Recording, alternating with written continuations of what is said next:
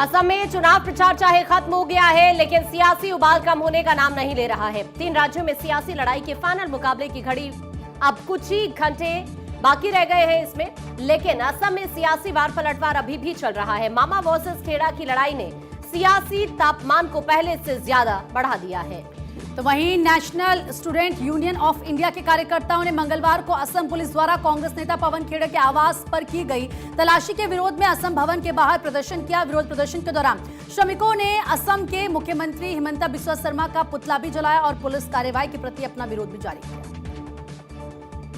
दरअसल रविवार को पवन खेड़ा ने एक प्रेस कॉन्फ्रेंस में दावा किया था कि असम के मुख्यमंत्री हिमंता बिस्वा शर्मा की पत्नी रिनिका भुइयां के पास 3 पासपोर्ट हैं। खेड़ा ने उन दस्तावेजों की तस्वीरें भी साझा की जिनमें कथित तौर पर संयुक्त अरब अमीरात में उनके नाम पर संपत्तियां और साथ ही संयुक्त राज्य अमेरिका में रजिस्टर्ड एक कंपनी दिखाई गई है, जिनका खुलासा खेड़ा के अनुसार शर्मा के चुनावी हलफनामे में नहीं था। हालांकि इन दावों के बाद रिंकी ने पवन खेड़ा के खिलाफ शिकायत दर्ज कराई है, जिसके आधार पर असम पुलिस की क्राइम ब्रांच में मामला दर्ज किया गया। इसके बाद मंगलवार को असम पुलिस की एक टीम पवन खेड़ा के दिल्ली स्थित आवास पर भी पहुंची हुई थी। असम पुलिस द्वारा कांग्रेस प्रवक्ता पवन खेड़ा के खिलाफ दर्ज एफआईआर में मानहानि, इसके अलावा जालसाजी और किस तरीके से आपराधिक साजिश सहित बीएनएस की 14 धाराओं के तहत आरोप शामिल हैं। भारत 24 को मिली जानकारी के अनुसार एफआईआर में पवन खेड़ा और अज्ञात को आरोपी बनाया गया है और इसमें चुनाव के संबंध में झूठा बयान देना, धोखाधड़ी, जालसाजी से संबंधित विभिन्न आरोप, आपराधिक धमकी, शांति भंग करने के इरादे से जानबूझकर अपमान करना, शांति भंग करने वाले बयान देना, मानहानि और आपराधिक साजिश जैसे आरोप भी शामिल है। हालांकि इस मामले को लेकर असम पुलिस ने पवन खेड़ा के घर की तलाशी भी ली थी, जिसके बाद एनएसयूआई और कांग्रेस नेताओं ने मुख्यमंत्री हिमंता बिस्वा शर्मा पर जमकर हमला बोला। कांग्रेस नेता जयराम रमेश ने एक पोस्ट किया और ये लिखा कि उन्होंने पवन खेड़ा के आवास के बाहर पुलिस अधिकारियों की तैनाती की आलोचना करते हुए ये कहा है कि जनहित में बुनियादी सवाल पूछने पर मेरे सहयोगी पवन खेड़ा को गिरफ्तार करने के लिए पुलिस अधिकारियों की पूरी फौज तैनात करना ये साबित करता है कि असम के मुख्यमंत्री परेशान, हताश और भयभीत हैं। ये उचित प्रक्रिया नहीं है, बल्कि बदले की भावना से की गई कार्रवाई है। तो वहीं कांग्रेस नेता अलका लांबा ने भी बीजेपी पर हमला बोला है। पवन खेड़ा जी ने जो आरोप लगाए वो आरोप बहुत गंभीर है और भारतीय राष्ट्रीय कांग्रेस ने यूं ही किसी से आरोप नहीं लगवाए। बाकायदा 24 अक्टूबर को कांग्रेस मुख्यालय, गुवाहाटी मुख्यालय और आज हमारे राष्ट्रीय अध्यक्ष मल्लिका अर्जुन खड़गे साहब भी गुवाहाटी से प्रेस वार्ता को संबोधित करेंगे। तो जो आरोप हम लगा रहे हैं वो हल्के नहीं है। हेमंता, तुम्हारी धर्म पत्नी पर हमारे आरोप है, क्योंकि सबूत है हमारे पास। हमने सबूत चुनाव आयोग को दिए, हम एसआईटी की मांग भी कर रहे हैं। लेकिन दूसरी तरफ कांग्रेस के सहयोगी पवन खेड़ा के आरोपों पर कांग्रेस का साथ छोड़ दिया है।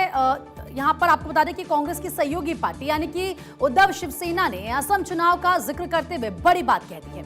पार्टी के प्रवक्ता आनंद दुबे ने कहा कि असम का चुनाव इंडिया गठबंधन बहुत अच्छे तरीके से लड़ रही है, लेकिन पवन खेड़ा जैसे नेताओं ने अपने बड़बोलेपन की वजह से इस चुनाव में कहीं ना कहीं कांग्रेस को नुकसान पहुंचा दिया है।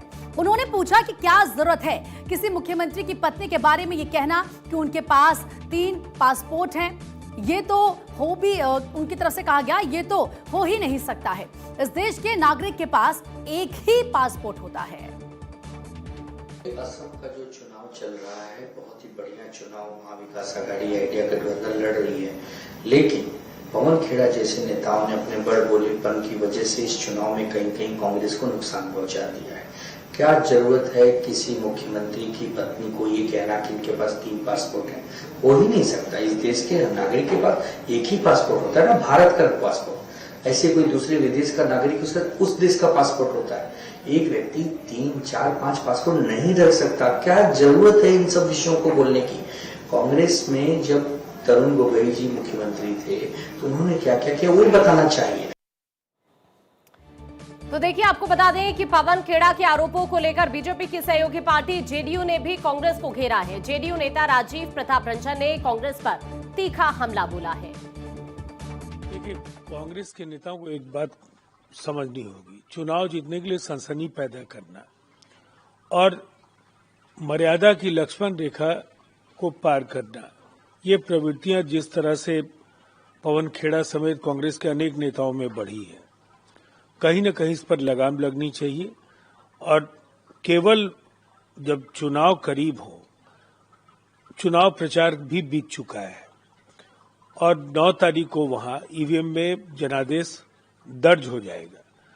तो हमें ऐसा लगता है कि ये आरोप केवल लोगों को गुमराह करने के लिए जब लगाए जा रहे हो, तो अपने बचाव में हिमंता बिस्वा शर्मा को भी कुछ बड़े कदम उठाने थे, उन्होंने उठाया है। तो घुसपैठ के मुद्दे के बाद अब अगर असम में कोई और बड़ा सियासी मुद्दा बना है तो वो है मामा और पवन खेड़ा विवाद, जिसने असम की पूरी सियासी गणित ही बदल दी है।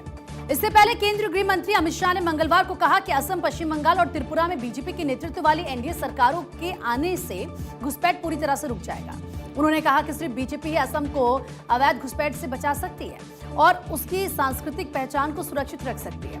लेकिन अब घुसपैठ से भी बड़ा मुद्दा मुख्यमंत्री के खिलाफ आपराधिक साजिश हो चुकी है। अब ये असम की जनता ही तय करेगी कि उसे किस मुद्दे पर वोट करना है। अब जहां एक तरफ असम में चुनावी शोर थम गया है, तो वहीं दूसरी तरफ कल वोटिंग को लेकर भी पूरी तैयारी की जा रही है। आपको बता दें कि असम में कुल 2.5 करोड़ मतदाता हैं, जिनमें से करीब 1 करोड़ 25 लाख पुरुष हैं, 1 करोड़ 25 लाख महिलाएं और अब 343 थर्ड जेंडर मतदाता शामिल हैं। 18 से 19 वर्ष आयु वर्ग के 5,75,000 युवा पहली बार अपने मताधिकार का इस्तेमाल करने वाले हैं। देखिए, असम की 126 विधानसभा सीट हैं, जिनके लिए 722 उम्मीदवार चुनावी मैदान में हैं, जिनमें 663 पुरुष प्रत्याशी हैं और यहां 59 महिला प्रत्याशी हैं। महिला प्रत्याशियों की जो संख्या है वो देखिए 59 है। 258 निर्दलीय प्रत्याशी भी यहां पर चुनावी मैदान में है। यहां बहुमत का जो आंकड़ा है वो है 64।